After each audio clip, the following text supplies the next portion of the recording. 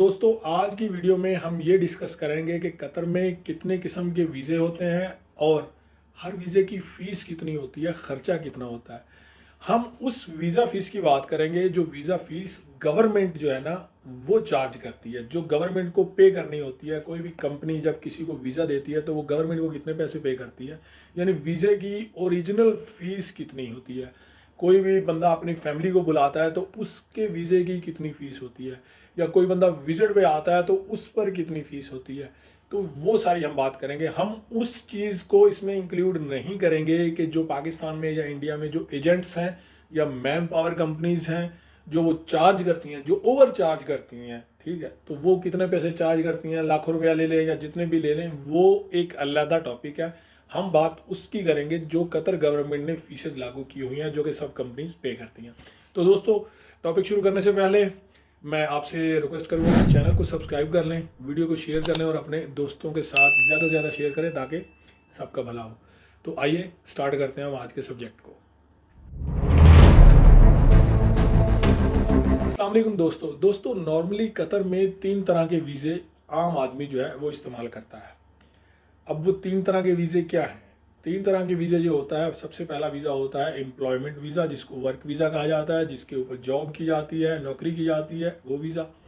दूसरा वीज़ा होता है फैमिली वीज़ा, कि जब कोई आदमी अपनी फैमिली को बुलाता है, वो अपनी बीवी बच्चे उन सबको बुलाता है तो उनके लिए वीज़े की अरेंजमेंट होती है, उसकी फीसिस होती हैं।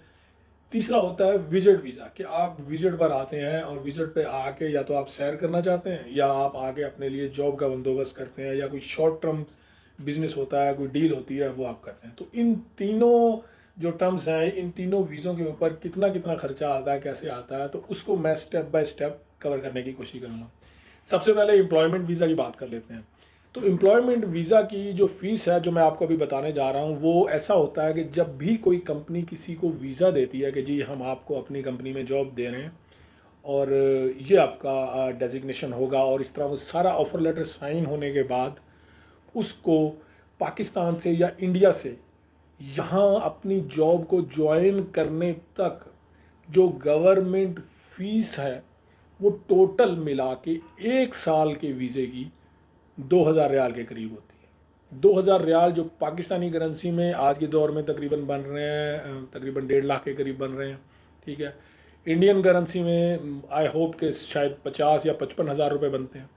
तो ये 1 साल का वीज़ा होता है जिसमें आप 1 साल लीगली जो है उस कंपनी के अंडर काम कर सकते हैं। आपको कतर का आईडी इशू किया जाता है। अच्छा, कतर के आईडी की फ़ीस 1200 होती है। 500 आपकी मेडिकल फ़ीस होती है जो आप क्यूवीसी के थ्रू अपने ही कंट्री में करते हैं, इंडिया से, पाकिस्तान से, बांग्लादेश से, नेपाल से, या आप श्रीलंका या फिलीपीन से हैं तो वहाँ की क्यूवीसी सेंटर्स बने हुए हैं। आप वहाँ से आप मेडिकल करके, और फिर जो वीज़ा फ़ीस है वो 300 रियाल की एक और वीज़ा फ़ीस होती है। तो इस तरह करके टोटल जो है वो 2000 रियाल आपका एम्प्लॉयमेंट खर्चा होता है। तो कोई भी कंपनी जब किसी को बुलाती है तो उसका खर्चा सिर्फ 1 साल के वीज़े के लिए 2000 रियाल होता है, इससे ज़्यादा नहीं होता।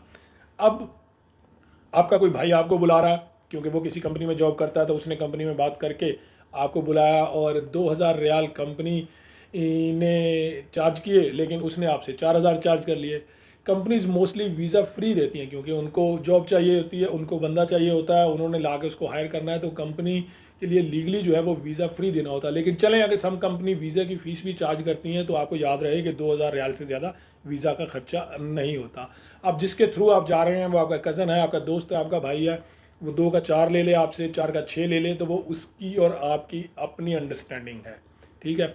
तो सबसे पहले तो आप ये बात नोट करें। अब इसमें एक सवाल और भी उठेगा, आप सब लोग में से बहुत सारे लोग नीचे कमेंट करेंगे कि 1 साल के बाद क्या होगा। 1 साल के बाद हर साल आपकी कंपनी, अगर आपकी नौकरी बरकरार रहेगी, आप वहाँ पे जॉब करते रहेंगे, तो वो हर साल 1200 रियाल फ़ीस पे करके आपका आईडी रिन्यू करते रहेंगे। इसी तरह आप साल ब साल वहाँ पे जॉब करते रहेंगे, चाहे आप 10 साल करते रहें, 20 साल करते रहें, ठीक है।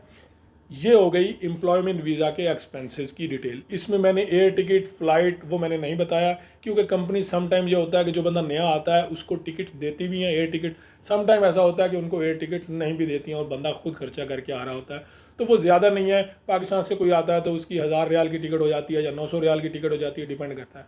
इंडिया से कोई आता है तो उसकी भी अप्रॉक्सीमेटली इतनी होती है, 600-700 के करीब उसकी भी टिकट हो जाती है। डिपेंड करता है वो इंडिया में कहाँ से आ रहा है, क्योंकि अगर कलकत्ता से आ रहा है या अगर दिल्ली से आ रहा है तो बहुत ज़्यादा फ़र्क है, तो उसी तरह प्राइस का फ़र्क होता है।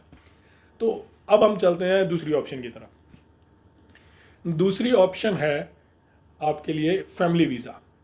फैमिली वीज़ा वो आदमी बुला सकता है कि जिसकी सैलरी कम से कम 10,000 रियाल है, जो कि उसके लीगल एग्रीमेंट में लिखी गई है। वो बंदा अपनी फैमिली को बुला सकता है। वो कैसे बुलाएगा? वो मतराज के थ्रू एक एप्लीकेशन है, वो उसमें एप्लीकेशन फॉर्म फिल करेगा और अपनी वाइफ के और अपने बच्चों के जो भी डॉक्यूमेंट्स होंगे वो उसमें अपलोड करेगा और अपनी फैमिली के वीज़े के लिए अप्लाई कर देगा।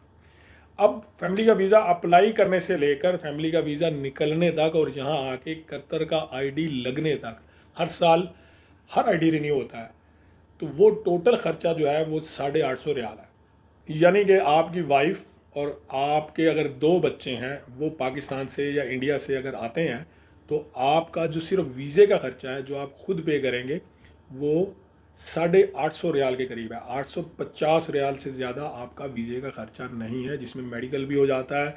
मेडिकल यहाँ आके होता है फैमिली का, और उसके बाद उनकी 1 साल का आईडी भी लग जाता है। अब अगले साल क्या होगा? अगले साल सिर्फ आपका खर्चा 500 रियाल होगा आपकी वाइफ का वीज़ा रिन्यू होने के लिए, आपके बच्चों का वीज़ा रिन्यू होने के लिए। यानी एक बंदे का वीज़ा 500 रियाल में रिन्यू होता रहेगा, और इसी तरह फैमिली भी आपके साथ कतर में स्टे करती रहेगी जब तक आप हैं, आपकी जॉब है।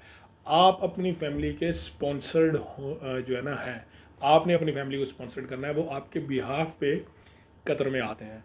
तो अब फैमिली वीज़ा की भी फ़ीस जो है वो डिस्कस हो गई, वो आपको पता चल गया कि फैमिली वीज़ा की फ़ीस कितनी होती है। वैसे तो मैंने इन सब्जेक्ट्स के ऊपर डिटेल वीडियोस बनाई हुई हैं, मगर इस वीडियो में मैं सिर्फ कतर में वीज़ा फ़ीसेस के हवाले से ही डिटेल से डिस्कस कर रहा हूँ, ताकि ये मैटर भी जो है ना एक ही वीडियो में कवर हो जाए।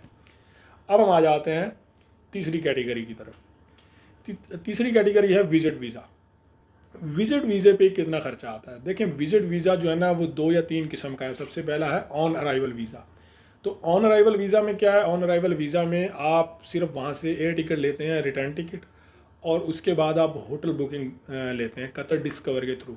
तो वो 4 दिन की होटल बुकिंग है, 5 दिन की है, 1 हफ्ते की है या 1 महीने की, जितनी की भी आप होटल बुकिंग लेते हैं उस हिसाब से जैसे ही आप कतर के एयरपोर्ट पे उतरते हैं तो आपको उतने दिन का वीज़ा दे दिया जाता है। तो उसकी फ़ीस डिपेंड करता है, 100 रियाल भी होती है। सम टाइम ये होता है कि आपकी ड्यूरेशन ज़्यादा है तो 1 महीने का अगर स्टे है तो उसकी 500 रियाल भी होती है, लेकिन नॉर्मली 100 रियाल में या 200 रियाल में आपका विजिट का वीज़ा जो है वो वहीं एयरपोर्ट पे अप्रूव्ड हो जाता है और आप एयरपोर्ट पे ऑन अराइवल के थ्रू आप आ जाते हैं। एक तो विजिट वीज़े का ये तरीका है। आप इसको एक्सटेंड भी करवा सकते हैं, फिर उसकी भी फ़ीस होती है। आप फ़ीस दे के 100 या उसकी भी 200 रियाल फ़ीस होती है। वो भी आपकी एक्सटेंशन पे डिपेंड करता है कि आपने कितने अरसे के लिए एक्सटेंड करवाना है, और वो भी कतर गवर्नमेंट इसको एक्सटेंड करती है या नहीं, उन पे डिपेंड करता है। दूसरी ऑप्शन होती है कि आप ऑन अराइवल नहीं आते, आप विजिट वीज़ा ले के आते हैं। तो कतर गवर्नमेंट का जो हया पोर्टल है, हया का मतलब होता है वेलकम, हया पोर्टल जो है तो उस पोर्टल पे जाके आप एक कैटेगरी है वीज़ा A-1 की, उसको आप सिलेक्ट करते हैं और उसके थ्रू आप वीज़ा अप्लाई करते हैं। और वीज़ा अप्लाई करने के बाद आपको जब वो वीज़ा अप्रूव्ड हो जाता है तो अप्रूव्ड होने के बाद आपको फ़ीस पे करनी होती है 100 रियाल, और फिर आप उस अप्रूव्ड वीज़े पे पाकिस्तान से या इंडिया से जो है वो आते हैं। आपके पास पहले से वीज़ा होता है, उसमें आपने अकामोडेशन होटल बुकिंग अगर आपने ली है तो वो आप शो करते हैं। अगर आपने यहाँ पे कोई आपका रिश्तेदार है उसने अपना जो जहाँ की रेजिडेंस है उसका एड्रेस जो है वो नॉमिनेट किया है, तो उसमें आप वो शो करते हैं। वो शो करके आप एयरपोर्ट पे आते हैं और आपको वो वीज़ा दिखाकर एंट्री मिल जाती है। तो ये तो थे विजिट वीज़ा के हवाले से तमाम पॉइंट्स। अब इसके अलावा कोई भी बात ऐसी है जो इस वीडियो में मैंने मिस कर दी हो और आपके जहन में वो क्वेश्चन आ रहा हो तो वो कमेंट में आप मुझसे ज़रूर पूछें। मैं 1 बाय 1 सबका कमेंट रिप्लाई करने की कोशिश करूँगा। और दोस्तों, उम्मीद करता हूँ कि आज की वीडियो भी ज़रूर आपको पसंद आई होगी। ये इन्फॉर्मेशन भी आपके लिए ज़रूर कोई ना कोई वैल्यू लेकर आई होगी। तो मिलता हूँ ऐसी किसी अगली वीडियो में, तब तक के लिए इजाज़त दे दें। अल्लाह हाफिज़।